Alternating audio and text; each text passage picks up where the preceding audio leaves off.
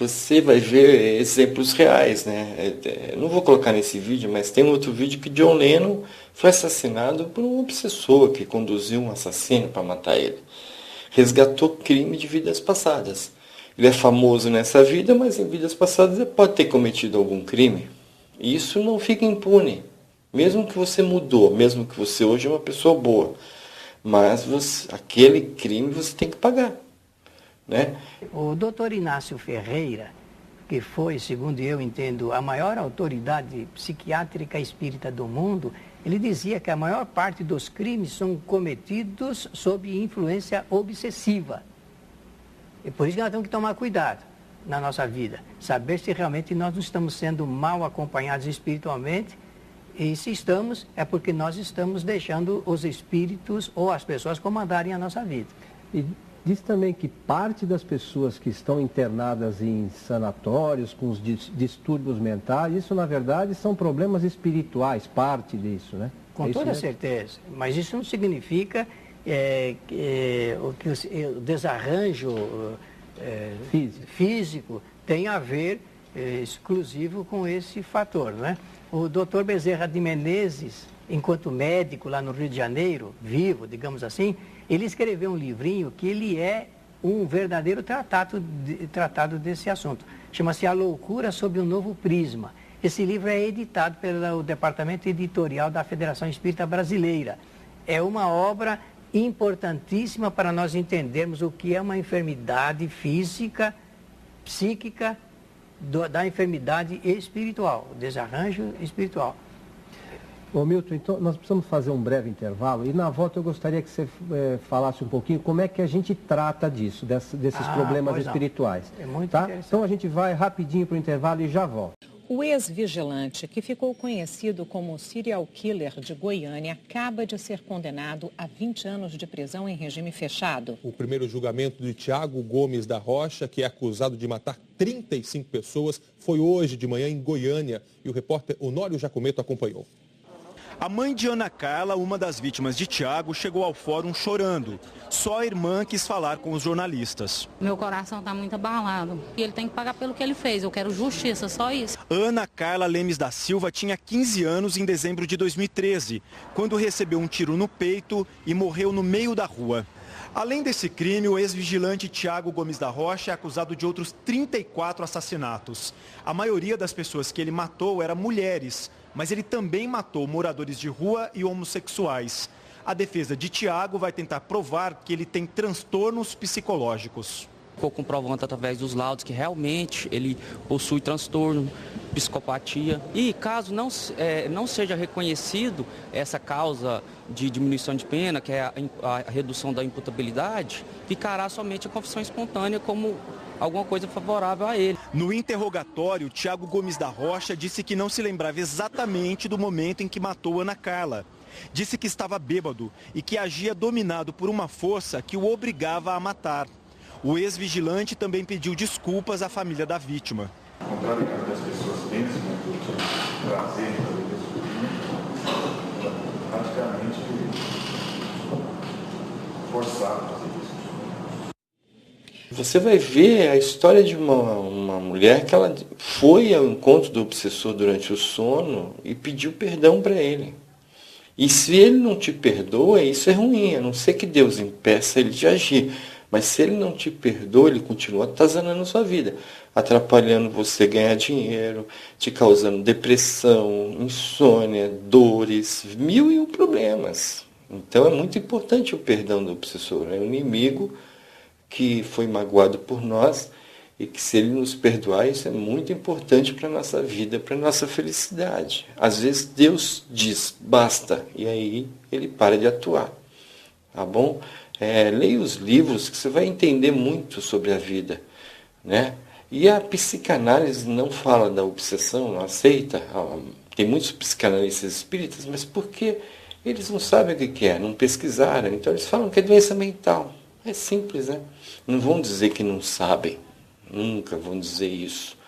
Baixe os livros aí e vou colocar o link também do vídeo de John Lennon, se você quiser ver. Marisa sabe que não é fácil falar do que viveu, mas está certa de que só voltou para contar a história. Era uma terça-feira, como tantas outras no Parque do Ibirapuera. Mas naquele dia, o passeio seria curto. Tive uma dor alucinante do lado direito. Andei, pedalei, encostei numa guia e pedia muita água, porque a minha cabeça parecia que estava pegando fogo. Marisa sofreu um derrame. Foi o início de uma experiência que ela jamais esqueceria. E aí meu coração parou. Eu tive uma parada cardíaca.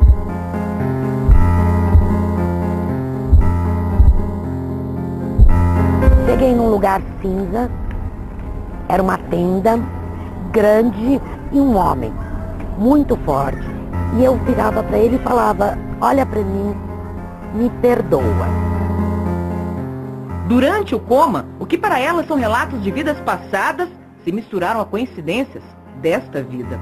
Quando eu saí da UTI, fui para a SEMI, eu liguei para Ana. Para dizer para ela, para agradecer a visita dela. Ela quase caiu da cadeira, porque ela não foi me visitar. Ela foi com a filha no hospital no pronto-socorro. A amiga é a administradora de empresa, Ana Oliveira, que desde aquele dia não duvida de mais nada. Ela falou a roupa que eu tava, o jeito que eu tava. Então era assim, parecia que ela estava me acompanhando lá no hospital, passo a passo. A minha alma saiu do meu corpo e passeou no hospital.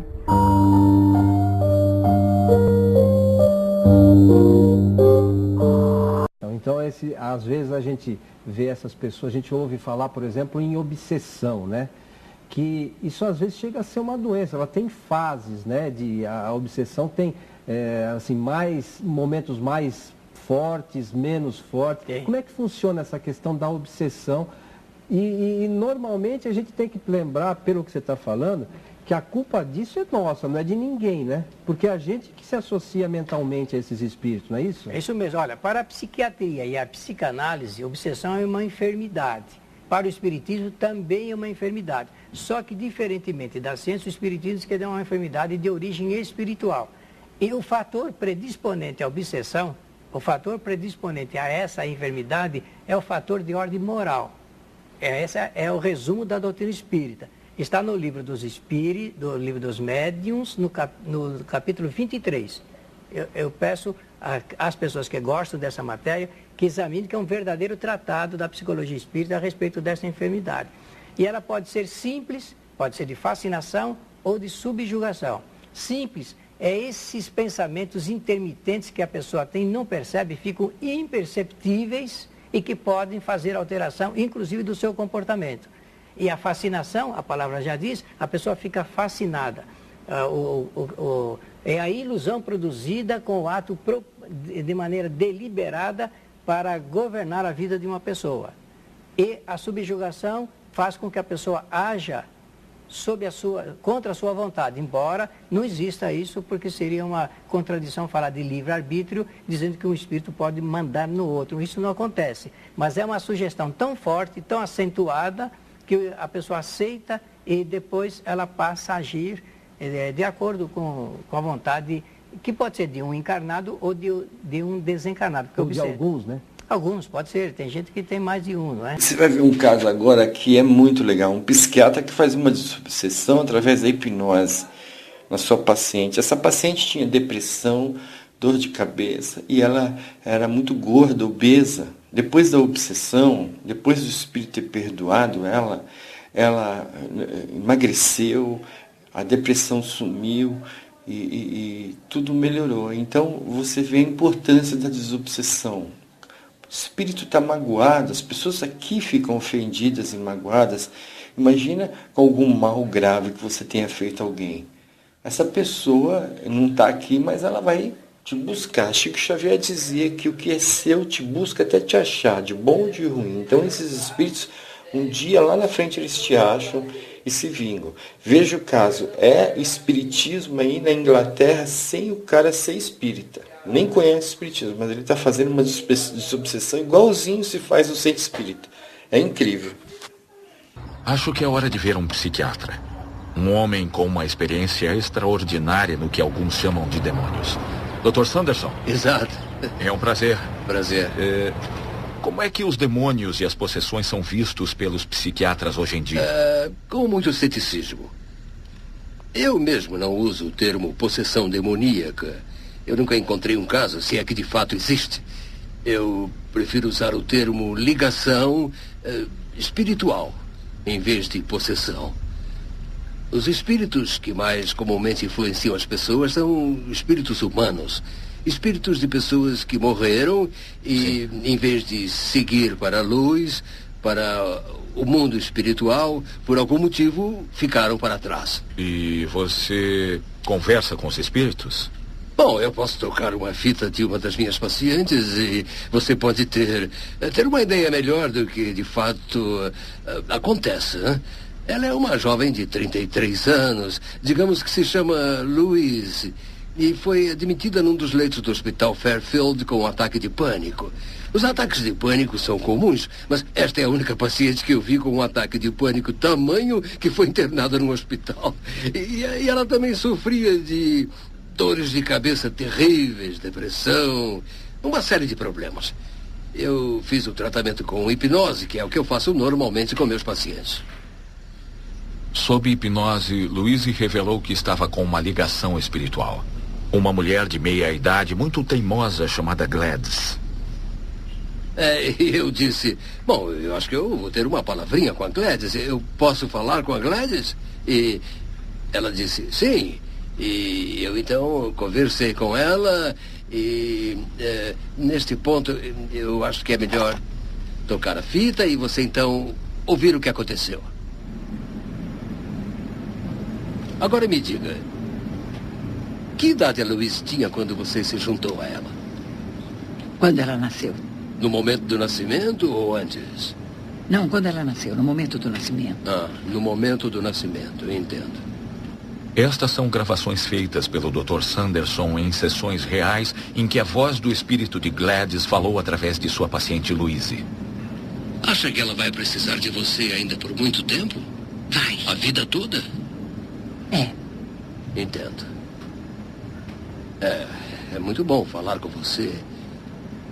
É bom saber que se preocupa com ela. Eu tenho certeza de que a Louise fica feliz com isso.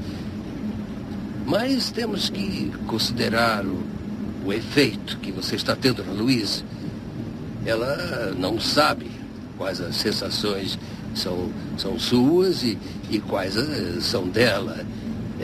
Eu imagino que você nem sempre aprova os amigos de Louise. Não. Não. Os homens não. Não, eu acho que não. Mas você tentou tirá-los da vida dela? Sujos. Brutos. Quando tirei Louise da hipnose e perguntei a ela sobre essa Gladys, ela disse, eu não sei bem, mas eu acho que eu tive uma tia-avó que morreu muito antes de eu nascer. Ela morreu aos 55 anos de câncer e teve uma vida muito triste com um marido alcoólatra que a maltratava. Mas a grande tragédia de sua vida foi a perda de seu filho Roy. Gladys, eu fiquei muito triste quando soube que sua vida foi tão difícil. O que acha disso agora? Penso sempre. É mesmo? E com uma profunda tristeza, não é verdade? É. E raiva. É. De quem você tem raiva, Gladys? Do seu marido? É. Qual era o nome dele? Michael. Michael. É por isso que eu não perdoo. Ele maltratava muito você? Terrivelmente. E você teve mais 2 filhos, eu sei, mas o Roy era o seu preferido, não era? Ele era meu menino. Quantos anos ele tinha quando morreu? 28. Sei. A raiva de Gladys era a chave do problema. Ela precisava de terapia. Felizmente, a terapia com os espíritos é muito mais rápida do que com as pessoas encarnadas. Por quê? Eu não sei, mas eu posso lhe dizer por experiência própria que leva assim uns 2 ou 3 minutos. Eu disse o que ela precisava saber e que, livrando-se da raiva, ela precisava apenas ir em frente para o mundo espiritual.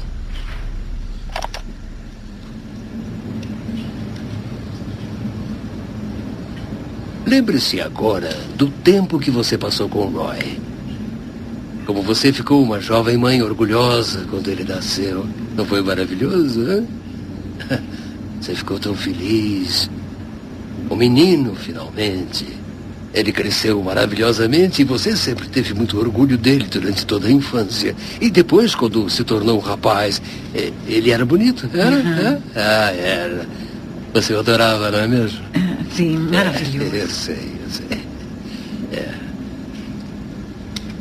E depois veio o acidente. E foi por isso que você ficou tão triste. Foi isso que acabou com você, não foi? E deixou você tão infeliz. Mas sabe de uma coisa, Gladys? Quando você se for, quando resolver deixar a Louise e seguir para a luz, você vai poder se reencontrar com o Roy e ficar com ele. Você não percebe isso? Eu tenho certeza de que o Roy irá encontrar você para levá-la para a luz e será uma experiência maravilhosa.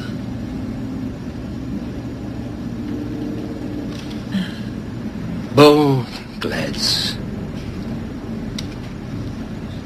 eu gostaria de sugerir que agora chegou a hora de deixar essa raiva para trás. Faça essa experiência erguendo-se suavemente do seu corpo, deixando para trás a raiva que tinha quando morreu. Deixe para trás a raiva de Michael. A raiva de ter perdido Roy. Saia simplesmente do corpo. Como é que você se sente libertada? Eu me sinto maravilhosa. Bom. Agora, quando estiver pronta, é só olhar em volta que vai ver o Roy. Olhe em volta que você vai ver. Olhe, ele está aí. Não é uma surpresa maravilhosa? Como é que ele está? Ótimo. Ah, que bom. E como é que ele está cumprimentando você? Está acenando. Ah, ótimo. Deixe-o se aproximar. E pode abraçá-lo.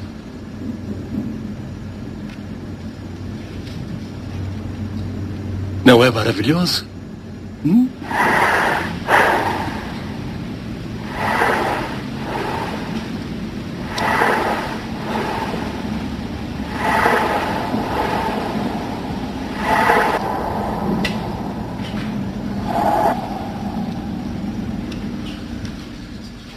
Graças a Deus. Bom, foi muito legal. Uma experiência muito emocionante para Gladys e para mim também. Graças a Deus. Já faz alguns anos que eu não ouço isto, mas é bom ouvir novamente. E depois que o espírito vai assim para a luz, não volta mais. E quando eu comecei este trabalho, eu não era assim tão eficiente e 1 ou 2 voltaram, mas a gente tem certeza de que eles podem ir e...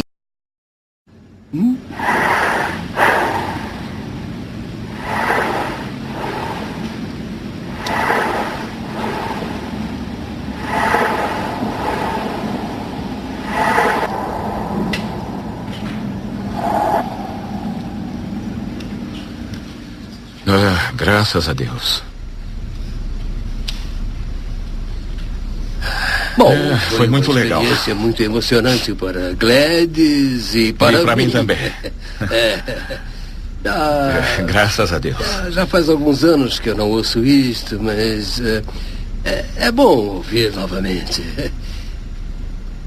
E depois que o espírito vai assim para a luz, não volta mais. E Quando eu comecei este trabalho, eu não era assim tão eficiente e 1 ou 2 voltaram, mas a gente tem certeza de que eles podem ir e eles vão. É mesmo? É, e sempre vale a pena checar.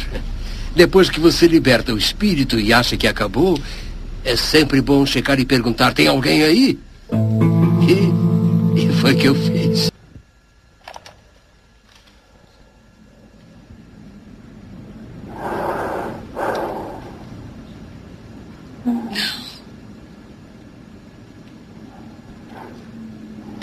Como se sente, Luiz? Você sabe que ela se foi. Ela se foi.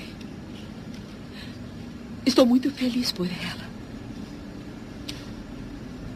Falando agora com o seu subconsciente, você pode checar se há mais alguém aí que podemos ajudar?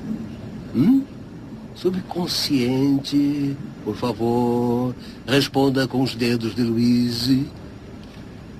Há mais alguém com a Luiz agora? Há alguém se escondendo? Ah, sim. Sei, entendo. Há mais de uma pessoa com Luiz? Mais de 2 pessoas com a Luiz? Sei. Então há 2 pessoas com a Luiz, não é?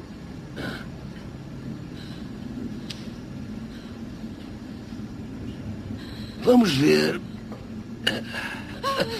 O quê? O que foi? O que foi?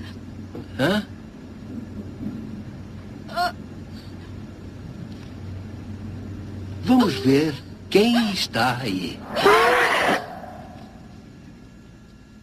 Bom, alguma coisa estranha estava acontecendo, o que me surpreendeu um pouco. No total havia 4 espíritos com ela, e depois que eles foram libertados, ela se transformou. Eu não precisei mais fazer nenhum tratamento.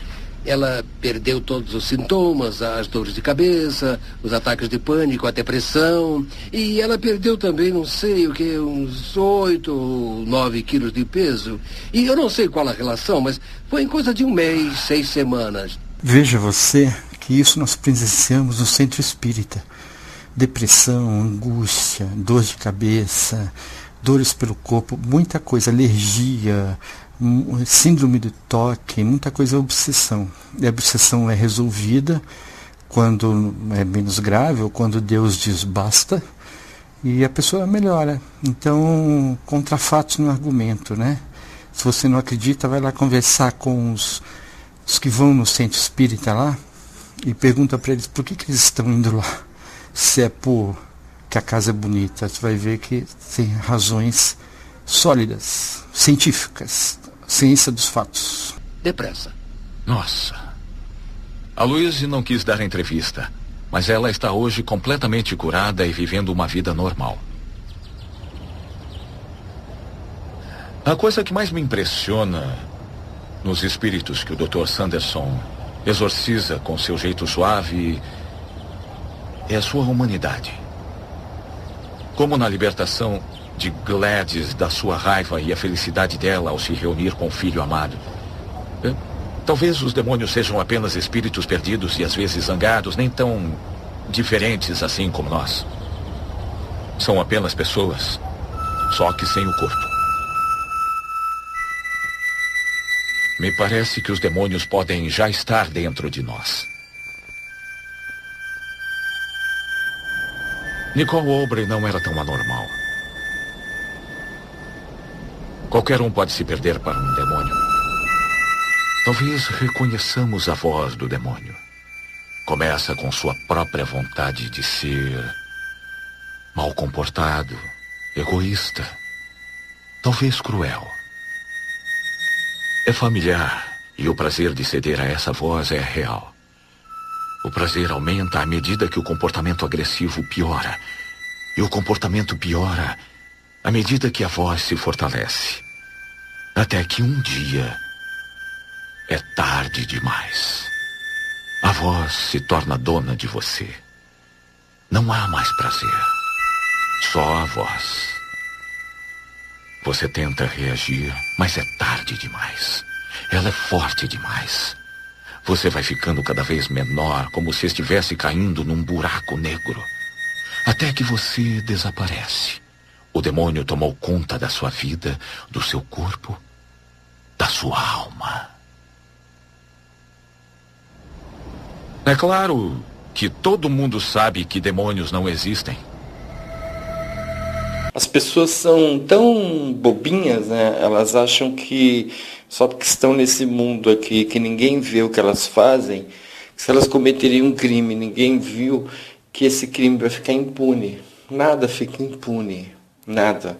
Tudo é registrado pelos espíritos e também pela nossa própria consciência. Depois que morremos, a nossa própria consciência nos acusa, é feito um resumo de tudo que fazemos de bom e de ruim. E aquilo que fizemos de ruim nos incomoda muito. E a gente pede para vir reparar. A gente pede para se ver livre daquela energia negativa que não deixa que a gente seja feliz, não deixa que a gente realize nada. Enquanto você não pagar aquele karma, vamos dizer assim. Karma quer dizer ação, né? Mas com reação. Só que toda reação tem uma ação. Causa e efeito. Você faz uma coisa, né? Você joga uma bola na parede, ela volta para você. Você trabalha, você recebe salário. Você estuda, você adquire conhecimento. E tudo é ação e reação. Méritos, né? Então, Deus deixa nós aqui livres, não há interferência, né? Tem as religiões nos alertando, até conselhos de amigos e parentes, mas nós somos livres para escolher o bem ou o mal. Mas quando a gente escolhe o mal, a gente é obrigado depois a colher o mal que a gente fez. Então, esses obsessores que supostamente são maus, etc. Não. Às vezes um obsessor ele foi vítima, por exemplo, de um estupro. Aí ele fica procurando uma pessoa desequilibrada, doente, com mediunidade desequilibrada, como esse rapaz, e usa ele para matar quem estuprou. Mesmo que não tenha sido estuprado por ele, por aquela pessoa, mas ele fala, vou me vingar, porque ele sofreu. Então ele se vinga de quem faz o mal. Às vezes é o própria vítima quem conduz. Pega pela mediunidade uma pessoa e faz ela cometer um crime. Isso é real e verdadeiro. Só que esse que cometeu o crime não é inocente, também tem sua culpa. E assim vão se reparando os males do passado e quem sofre, quando chega no plano espiritual, diz por quê? E aí é dito a ela, se ela quiser saber e tiver condições de saber por quê. E nunca mais ela vai fazer nada de mal contra o próximo, porque sabe que o mal retorna. E esse espírito reencarna numa próxima vida, livre desse karma, feliz e podendo realizar o que queria realizar e, além de tudo, né, livre daquele karma. Né? O corpo morre numa vida, mas o espírito sobrevive na outra. Deus é justo, Deus é amor e Deus é rigor também. Né?